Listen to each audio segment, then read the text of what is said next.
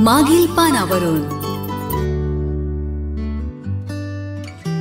ऐतिहासिक तथ्यांचा आधार असलेल्या या पॉडकास्टमध्ये काही प्रसंगांचं नाट्य रूपांतर करण्यात आलं आहे.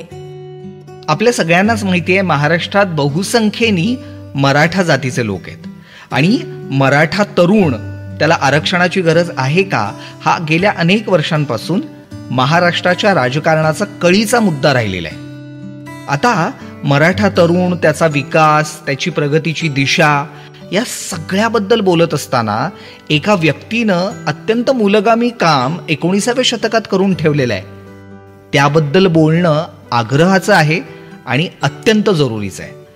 नमस्कार, मी ओंकार आणि मागील पानावरूनच्या आजच्या भागात 19व्या शतकात मराठा तरुण आणि त्याच्या शिक्षणासाठी मूलगामी काम केलेले गंगाराम भाऊ म्हस्के यांच्याबद्दल मी बोलणार आहे. महाराष्ट्रातला मराठा तरुण जो आहे तो वेगवेगळ्या वर्गांमध्ये विभागलेला आहे. म्हणजे हा आर्थिक वर्ग तर आहेच, पण त्याचसोबत सामाजिक पातळीवर देखील थोडा थोडा बदल आहे. म्हणजे जसे मराठा तरुण हे संस्थानिक आहेत, सरदार दरकदार आहेत, तसे उद्योगपती आहेत, मोठे बागायतदार आहेत, तसे झोपडपट्ट्यांमध्ये राहणारे देखील आहेत किंवा कुठं कुठं अगदी तुकडाभर जमिनीवर स्वतःची गुजराण करणारे छोटे शेतकरी पण आहेत. तर अशा पद्धतीनं हा अत्यंत विभागलेला, विस्तृतपणे वेगवेगळ्या प्रादेशिक विभागात राहणारा मराठा तरुण आहे. आता यातले बरेच जण बेरोजगार आहेत, त्यामुळे भांबावलेले आहेत, स्वतःच्या आयुष्यात काय करायचं याच्याबद्दल संभ्रमित आहेत आणि म्हणूनच त्यांच्यासाठी गंगाराम भाऊ म्हस्के यांची कथा अत्यंत प्रेरणादायी आहे. गंगाराम भाऊ म्हस्के यांचा जन्म नाशिक जिल्ह्यातला रंगराव ओढे या गावचा. साधारण 1833-34 मध्येच त्यांचं कुटुंब हे पोटा पाण्यासाठी म्हणून पुण्यात स्थलांतरित झालं. आर्थिक परिस्थिती अत्यंत बिकट होती, त्यामुळं त्यांना शिक्षण घ्यायचं थोडंसं जिकिरीचं होतं, पण तरीही त्यांनी मिशनरी शाळेत शिक्षण घेतलं. पण पुढचं शिक्षण घेण्याच्या आधीच त्यांना नोकरीला लागावं लागलं. ही नोकरी करत करत त्यांनी पुढचं शिक्षण पण घ्यायचं ठरवलं. पुढं वकिलीचं शिक्षण त्यांनी घेण्याचा निर्णय घेतला आणि मग स्वतःच्या हुशारीनं, बुद्धिमत्तेच्या जोरावर त्यांनी वकिलीचं शिक्षण पूर्ण केलं आणि मग पुढं व्यवसाय सुरू केला. त्यावेळच्या भारतातल्या काही महत्वाच्या नेत्यांचे खटले गंगाराम भाऊ म्हस्के यांनी चालवले. आता हे सगळं घडत होतं त्याचवेळी त्यांच्या विचक्षण दृष्टीला आजूबाजूचा सगळा समाज आणि त्यातल्या मराठा समाज, बहुजन समाजातल्या मुलांच्या स्थितीबद्दलचा विचार आहे ना, तो चिंतित करत होता त्यांना. कारण ब्राह्मण समाजाच्या तुलनेत खूप कमी मराठा मुलं शिक्षण घेत होती. तर हे दिसल्यानंतर त्यांनी वैयक्तिक पातळीवर काही जणांना शिष्यवृत्ती द्यायला सुरुवात केली, जेणेकरून काही मुलं आपलं शिक्षण पूर्ण करू शकतील. पुढे गंगाराम भाऊंना हे पुरेसं वाटेना, म्हणून 1883 मध्ये त्यांनी डेक्कन मराठा एज्युकेशन असोसिएशन नावाची एक संस्था सुरू केली. दरम्यान गंगाराम भाऊ म्हस्के यांचा समाजातल्या वेगवेगळ्या क्षेत्रातील तज्ज्ञ मंडळींशी संवाद होत होता, ज्यामध्ये तत्कालीन समाज सुधारक देखील होते. महात्मा ज्योतिबा फुले, न्यायमूर्ती महादेव गोविंद रानडे, रा गो भांडारकर, गोपाळकृष्ण गोखले अशा मंडळींची त्यांच्या चर्चा व्हायच्या. गंगाराम भाऊ म्हस्के यांची बहुजन समाजातल्या मुलांबद्दलच्या शिक्षणाची ही कळकळ पाहिल्यानंतर यातल्या काही मंडळींनी त्यांचा राजर्षी छत्रपती शाहू महाराज, बडोद्याचे सयाजीराव गायकवाड महाराज यांच्याशी संपर्क करून दिला आणि मग पुढं या मंडळींनी गंगाराम भाऊंच्या या शैक्षणिक कार्यात आपलं आर्थिक योगदानही दिलं. म्हणजे कोल्हापूरच्या राजर्षी छत्रपती शाहू महाराजांनी 30 रुपयांचं वर्षासन या डेक्कन मराठा एज्युकेशन सोसायटीला दिलं. न्यायमूर्ती रानडे यांनी दरमहा 3 रुपयांची शिष्यवृत्ती जारी केली.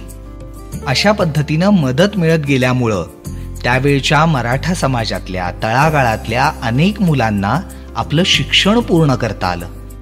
त्यापैकी काही जणांनी तर मँचेस्टरला जाऊन शिक्षण घेतलं. शिक्षणामुळे माणूस अंतर्बाह्य बदलून जातो, तो स्वतः बदलतो आणि समाज बदलाची प्रेरणा देखील त्याच्यामध्ये जागृत होऊ शकते, हे गंगाराम भाऊ म्हस्के यांना स्वतःच्या उदाहरणावरूनच माहिती होतं. त्यामुळं त्यांनी अगदी जोमाने हे काम चालवलं.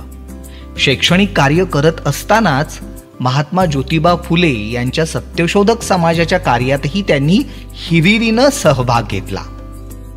गंगाराम भाऊंनी हे शैक्षणिक कार्य सुरू केलं त्यावेळी बहुजन समाजामध्ये फार कमी मंडळी होती जी अशा पद्धतीचं काम करत होती. पुढं या संस्थेच्या साहाय्यानं मदत मिळालेले लोक त्यांनी सुद्धा त्यांच्या परिसरात जाऊन किंवा कार्यक्षेत्रात जाऊन नवीन शिक्षण संस्था सुरू केल्या. जसं की महर्षी विठ्ठल रामजी शिंदे, त्यांना यांच्या संस्थेद्वारे म्हणजे गंगाराम भाऊंच्या संस्थेद्वारे 10 रुपयांची शिष्यवृत्ती मिळत होती. पुढे त्यांनी शिक्षण पूर्ण केलं आणि त्यांचा एक वेगळाच इतिहास आहे. त्यांनी शैक्षणिक सामाजिक क्षेत्रात जे काम केलं. भास्करराव जाधव किंवा दाजीराव विचारे यासारख्या मंडळींनी पण पुढं शिक्षण संस्था सुरू केल्या आणि शिक्षणाचा प्रवाह तळागाळापर्यंत नेण्यासाठी, तरुणांच्या उत्कर्षासाठी, त्यांचं आयुष्य घडण्यासाठी काम केलं. आपल्या सगळ्यांनाच हे माहिती आहे. गंगाराम भाऊ म्हस्के यांच्या या शैक्षणिक कार्यात त्यांचे सहकारी राजन्ना लिंगू यांनी पण खूप धडपडून काम केलं आणि मराठा समाजाच्या विकासासाठी एक अतुलनीय असं योगदान दिलं. तर गंगाराम भाऊ म्हस्के हे एक उत्तम वकील होते. त्यांनी जसं शैक्षणिक क्षेत्रात काम केलं तसं वेगवेगळ्या सामाजिक प्रश्नांच्या सोडवणुकीसाठी ते झटले, लढले. पण अगदी त्यांचं शैक्षणिक कार्य जरी लक्षात घेतलं तरी 19व्या शतकात स्वतःचं आयुष्य त्यांनी शिक्षणाने बदललेलं होतंच.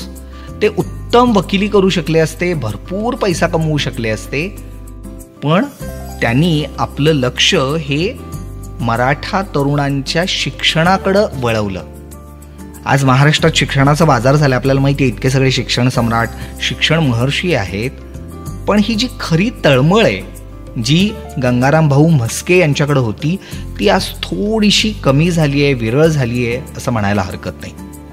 पण आपण खऱ्या अर्थाने काय शिकू शकतो तर आज मराठा तरुण म्हणजे गणेशोत्सवात धिंगाणा घालताना दिसतो किंवा काही ठिकाणी व्यसनाधीन होताना दिसतो. अशा वेळी शिक्षणाची कास धरून स्वतःबरोबर समाजाचा विकास कसा आपण करू शकतो हा गंगाराम भाऊ म्हस्के यांचा विचार लक्षात घेतला पाहिजे. कुठल्याही अशा समाजविघातक चळवळींमध्ये सहभागी न होता, धार्मिक विद्वेष पसरेल अशा संघटनांकडे न वळता आपलं हित कशात आहे, आपण आपल्या कुटुंबाचा उत्कर्ष कसा करू शकतो आणि जर शिक्षण ते माध्यम ठरवू शकत असेल तर त्याची कास धरायला पाहिजे, हे आपल्याला गंगाराम भाऊ म्हस्के सांगतात, शिकवतात आणि म्हणून आज त्यांचं स्मरण महत्वाचं आहे. भेटूया मागील पानावरूनच्या पुढच्या भागात. नमस्कार. मागील पानावरून